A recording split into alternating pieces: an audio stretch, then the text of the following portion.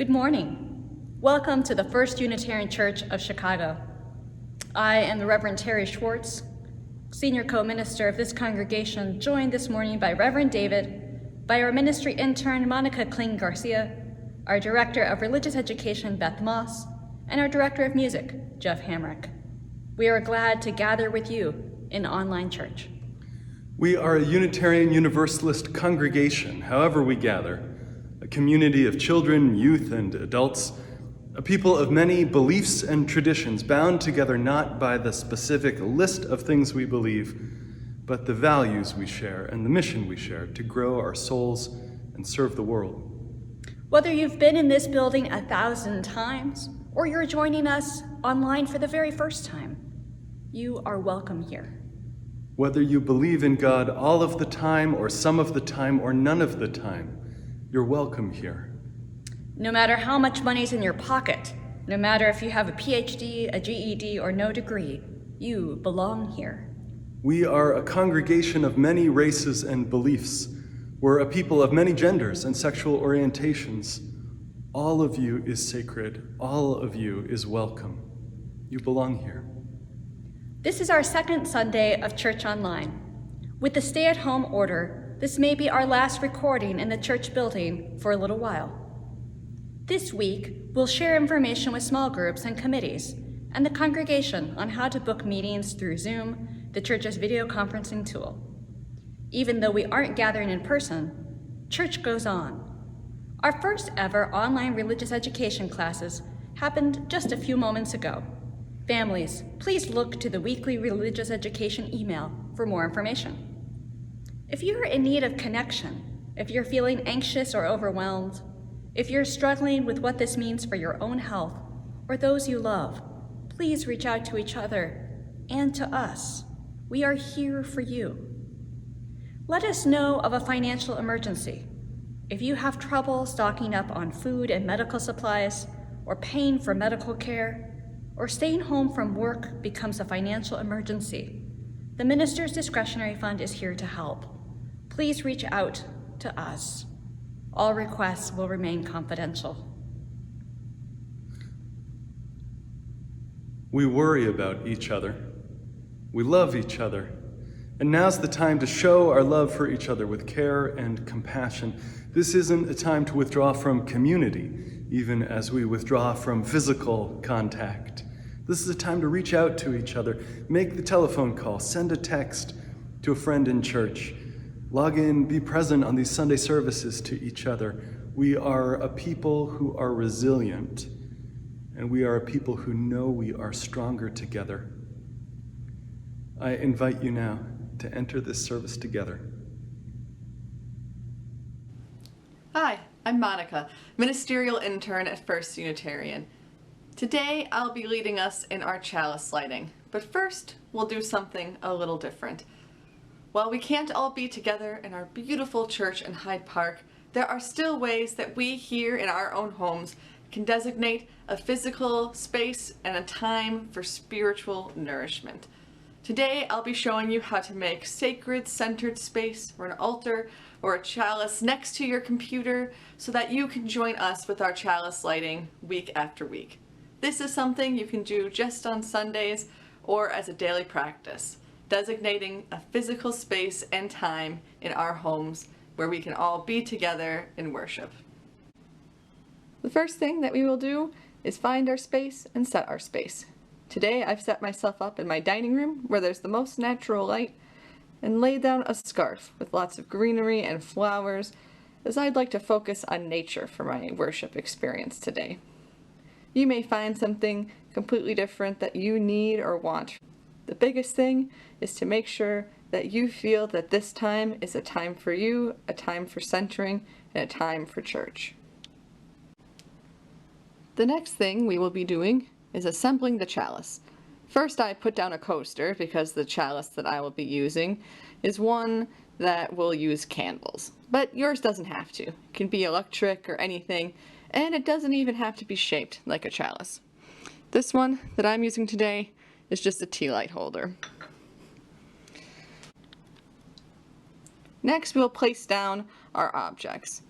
Since I am focusing on nature in my chalice and altar space, I'm going to just be placing down these stones and the seashell around my chalice. But these objects could be anything for you, whether it be something that reminds you of your family, something that brings you joy, something that brings you comfort. There's no right or wrong answer here. Whatever object you want to put down is perfect for this space. And there we have it. We have our chalice, we have our sacred space right next to our laptop as we begin worship. And now we'll use this chalice that we made together for our chalice lighting. Let us recite our covenant together for our chalice lighting today. Love is the spirit of this church, and service its law. This is our great covenant, to dwell together in peace, to seek the truth in love, and to help one another.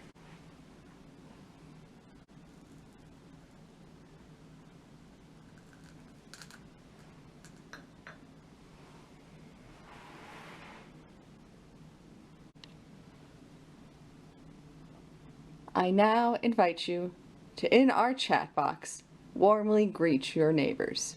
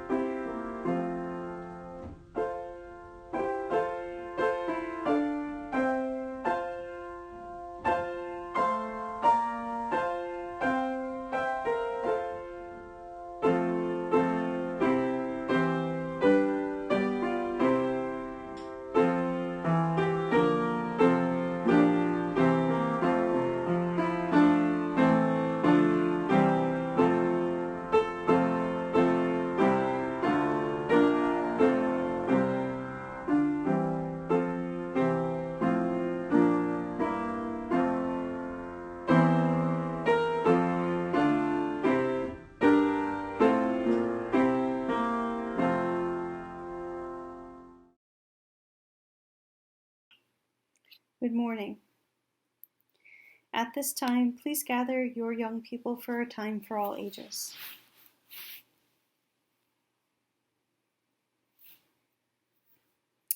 This week, I had read in Global News that author Kay Elliott said that Norwegian Prime Minister Erna Solberg and her cabinet held a kids-only press conference about COVID-19. She did this saying, because of the coronavirus, our lives have become very different, both for adults and children. I know that many children think that it's scary, and I understand that sentiment well. In order to honor that strong leader, today I wanted to answer some of the questions that kids might commonly ask about what's going on and address it very directly. So, first, what about school? Well, just like your moms and dads can't go to work right now, Kids are not allowed to go to school in Chicago or in any part of Illinois, and also not in many schools around the country. Now, you guys probably already have talked about some of the reasons why, but more importantly than the reasons why, I want to talk about the reasons not why. First, you didn't do anything wrong. Absolutely nothing. Your school also didn't do anything wrong. They closed to keep everybody safe, and I know that's strange to hear right now, but basically, as you know, there's just this germ out there that's passed by touching and by breathing close to people, and when we stay in from home, we stop making that invisible germ go new places but with us, because we don't pick it up and take it somewhere else, and staying home is kind because it keeps us and it keeps other people well. Now, you might also be wondering, what about holidays? What about birthdays? Are holidays and birthdays canceled? No. Holidays and birthdays are both still happening, but if I'm being honest, they're going to feel different, right? Our favorite people to spend the holidays with might spend them instead with us on the phone or on the computer. We can still order pizza, right? You get to have more leftovers that way, and you get to have whatever toppings you want, depending on who in your family you're sharing the pizza with, of course. You get to sing songs, you get to play games. But yeah, it's going to be a little different, but it won't go away. Now, what about going outside? You absolutely should. If you're old enough to walk on your own, make sure you take a charged cell phone with you and tell your loved ones where you are going and when you'll be back. And try and go on walks to places that are not so very busy. But it's good to get outside and get some air. You also might be wondering, what about your parents? Keep in mind that the adults who live with you might be feeling a lot of the same feelings that you are feeling right now. It's okay to ask your mom, your dad, your grandma, your grandpa, your aunts, your uncles, whomever you live with. It's okay to ask them how they're doing too. If you feel like it, you might ask if they want a hug. There's a pretty good chance that they do. And how are we supposed to deal with all of these changes? Well, that is a question most adults I know are asking. So I recommend remembering there are some things we can control and some things we can't, right? We feel the way we feel. And it's okay to feel quite a lot of things right now. Please remember that no matter how you're feeling, you can talk to an adult, you can talk to a friend, you can do other things to make yourself feel better alone, like having animal time, listening to music, laying with a weighted blanket, using a fidget object, even if it's just moving around a hair tie. You can do jumping jacks, you can do deep breathing, you can even just stop. You can even take a break. You don't have to do school every minute that you're home. You don't have to be on the phone every minute that you're home. You should take the time that you need for you. Last, most importantly, know that no matter what, you are loved, and we are all in this together. Thank you. Friends, it's a bittersweet thing to step to the lectern, that moment before the prayer begins where I have the gift of looking out at everyone in the congregation and of seeing you all collecting yourselves and slowing down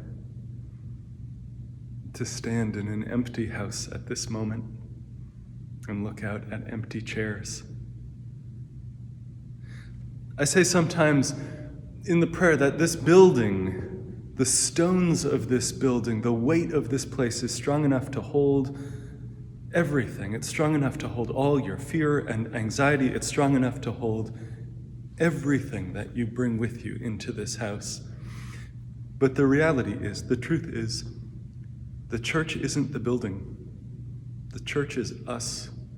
The church is the community. The church is the connection of each of us, one to the other, united in common mission and common care and common sorrow and anxiety.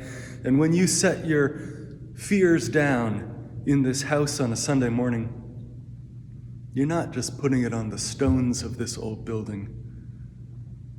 You're letting each and all of us take a piece of it. You're letting the people around you help you through. And that is as true now in this moment as it ever was. In that spirit, I invite you to breathe deep the breath of life and to be here now and just for a moment to take your fear and your anxiety and your worry and your hopes too and your joys even amidst all of this and set them down on our common shoulders as a community. We are strong enough to carry that weight together, united in love and connection. Will you join me in a spirit of prayer and meditation? Spirit of life and love, called by many names, God and breath of life. Help us to be present in this moment to all of who we are and all of who we hope to be and become. Help us to be present to our fears and our worries, to face them and name them and know that in this moment we're not alone. Help us to remember who we are.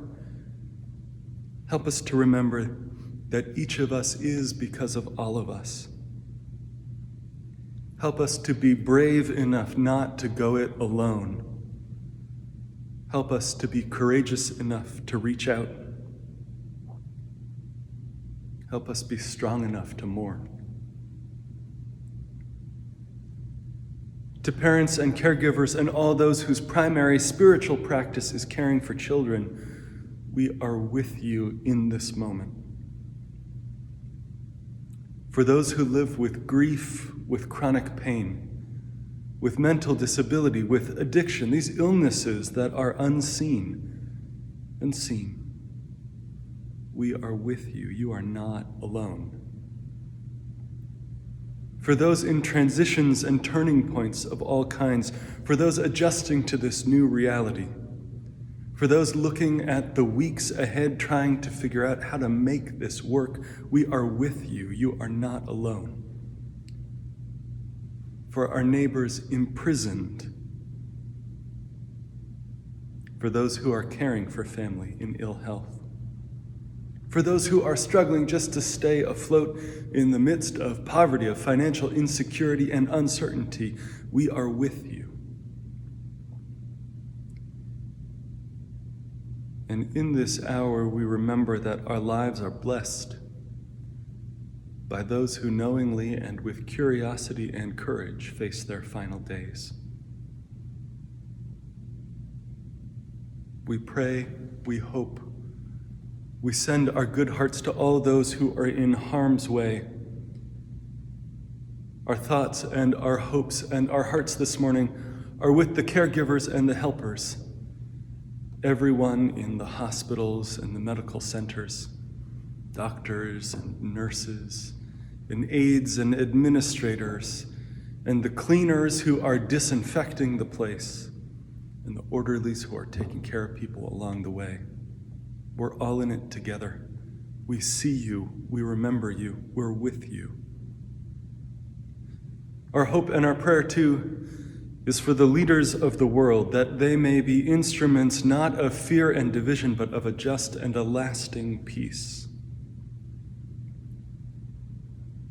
Friends, I invite you to add, if you want, in the chat, the names of those you wish to be held in the love of the community, the names of people you want to lift up, the hopes you have and the worries you have.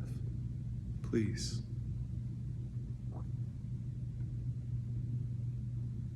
Comfort me, comfort me, comfort me, oh my soul. Comfort me, comfort me, comfort me, oh my soul. Amen. It has been a week. 1 week ago, Reverend David and I were in careful conversation with our staff team and our congregational leaders about the possibility of closing the church. A week ago, Governor Pritzker closed all schools in the state. 5 days ago, restaurants and bars were closed to dine-in customers. In the days since, many other places and spaces have closed. Yesterday, our mayor pleaded with us to stay home. Today, Friday, our governor commanded us to. Now the neighborhood is eerily quiet. I hear Rockefeller's chapel bells toll to an empty campus. And perhaps for the first time, there is parking in Hyde Park. But these days the air is heavy, like a green sky before a tornado. The mood somber, grocery shelves empty. A friendly smile to a stranger, now eyes quickly diverted. Now I am a potential carrier of a life-threatening virus. Now you are too. In this bizarre new world of COVID-19, even the healthy can be contagious. We hold our hopes and our fears as we hold our tongues, seeking the fine line between panic and prudence, toilet paper and prayer. There's a new universalist in town. The coronavirus knows no class, no nation, no race. There is no first world, no third world. This has always been true in matters of ultimacy. And now we face this truth in our day-to-day lives. Our education and our bank accounts can only protect us so much. And that's always been true.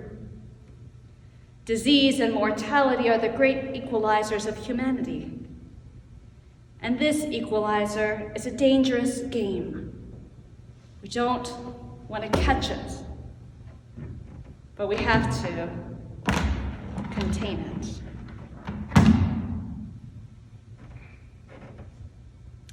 In the 1918 flu pandemic, the New York Times said, "What to do in a crisis is to tell the truth." You've called me as your minister to speak the truth, even when, and especially when it is hard. I have two truths to tell you today. One, this is about you. And two, this is not about you. Let's start with the first. Over the course of the week, I have encountered congregants coming to the closed church building with the best of intentions. I've heard congregants going to public places recreationally. I have heard of our congregants traveling out of state, and I have heard our people say, "But I'm not at high risk." I went through our church directory and did some counting. I estimated there are just under 200 people who are either active or well-known or family members well-known to the congregation. 130 of these 200 of us are vulnerable to the severe effects of coronavirus. Just over 60 people, including children and youth, are not known to be vulnerable to the severe effects of coronavirus. Recent reports suggest that between 40 to 70% of our national population could become infected. So let's estimate 55% of our church community becomes sick. Over half of our church community will likely become sick in the course of this pandemic. That means about 70 of our most vulnerable congregants will be sickened. And we may well lose 7 to 10 members of this congregation over the course of this pandemic. We must do everything in our power to limit the spread of this virus for our congregation, for our community, for our world. This is happening here and is happening right now.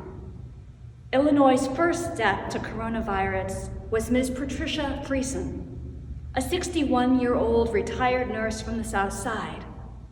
She went to the hospital thinking her asthma was acting up. She died 5 days ago on Monday, just down the street at the University of Chicago. This is about you. It's also not about you. This is about all of us doing the right thing, even when it is hard. And I can explain it to you, but I can't understand it for you. The right thing, right now, is to stay right at home. The governor has commanded it as your civic duty, as our civic duty. As your minister, I am telling you, it is your ethical and religious duty as a Unitarian Universalist, as a person of faith, to stay home. Our UU first principle upholds the inherent worth and dignity of all people, and I am telling you, to do this, I want you to sit on your couch and watch Netflix repeatedly. And as your ministers, we will uphold the governor's order. The church building is no longer available to any congregant except in rare facility circumstances. All staff, contractors, and remodeling will cease as long as the shelter-in-place order remains in effect. In addition to the church's general closure last week, your ministers and your board suspend all in-person church meetings and activities regardless of location. Do not meet in one another's homes. Do not meet one another in public. Do not have play dates. Stay connected, but stay at home. Information is forthcoming by email for teleconferencing and video conferencing for church business and fellowship. Stay tuned for your email messages and feel free to call the church office at any time. While we are still permitted by the state to buy essentials like groceries and medicine, I ask you, please, consolidate and limit your trips. This is not a time to stop off at the store just to pick up bananas or a baguette if you already have enough food. When you must go out, keep 6 feet away from other people now, so we don't need to be 6 feet apart later, above and below the earth. Social distancing and travel bans are not panic. They are mass cooperation for the collective whole. And together, we can save tens of thousands of lives in Illinois. Be a superhero by sitting on your couch. We are called to love our neighbors as ourselves, and right now, may we love the neighbors we may never meet. Now, I've heard it said, but I feel fine. Or our workers will have to have their temperature taken every day before work. Well, Seattle woman Christy Karras infected 4 people with coronavirus on a day she felt great. She went to lunch with a friend. They did not touch each other.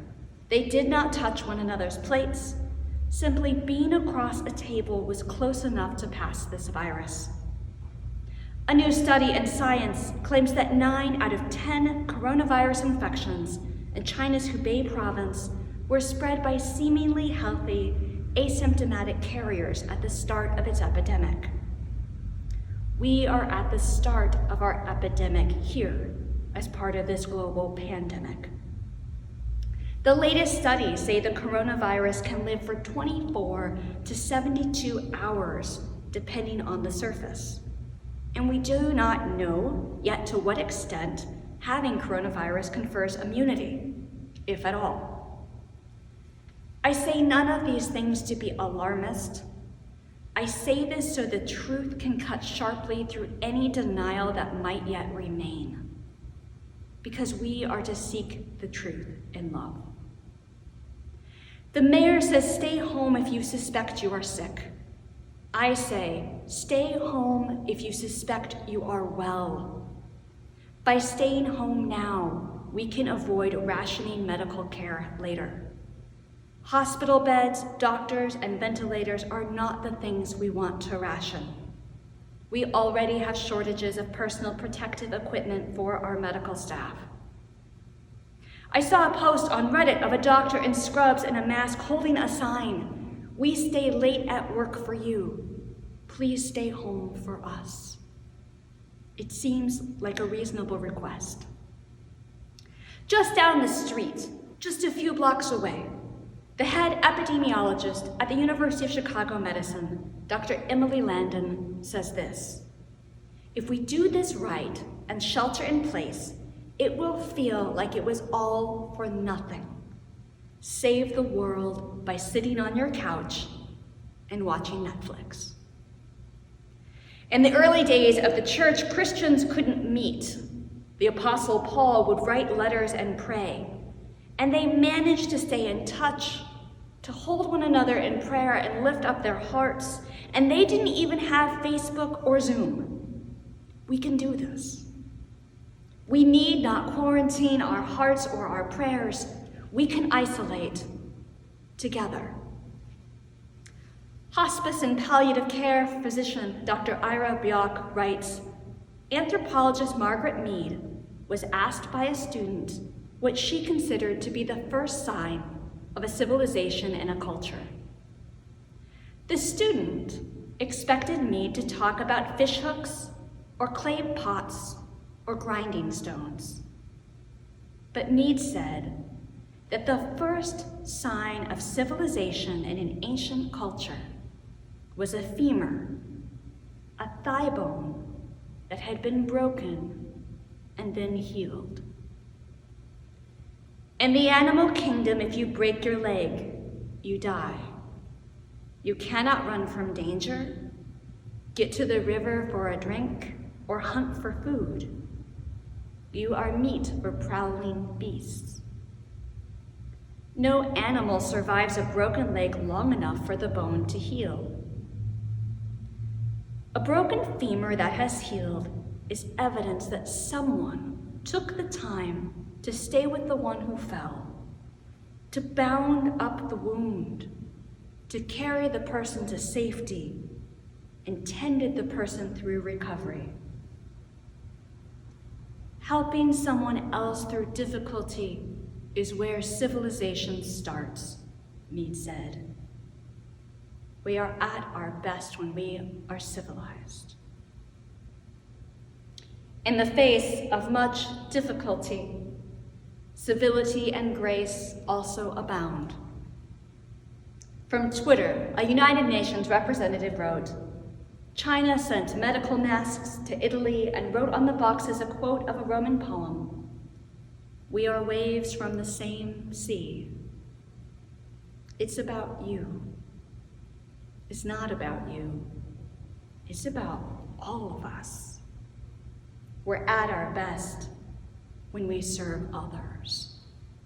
For these days, let us isolate together. When these days are over, we will come back to the sanctuary. We will come back to rejoice. We will come back to grieve. We will bury our dead, and our faith will live on. And meanwhile, the birds need not employ social distancing. The flowers will know nothing of a pandemic.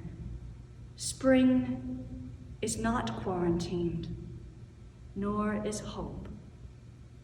May it be so, and amen."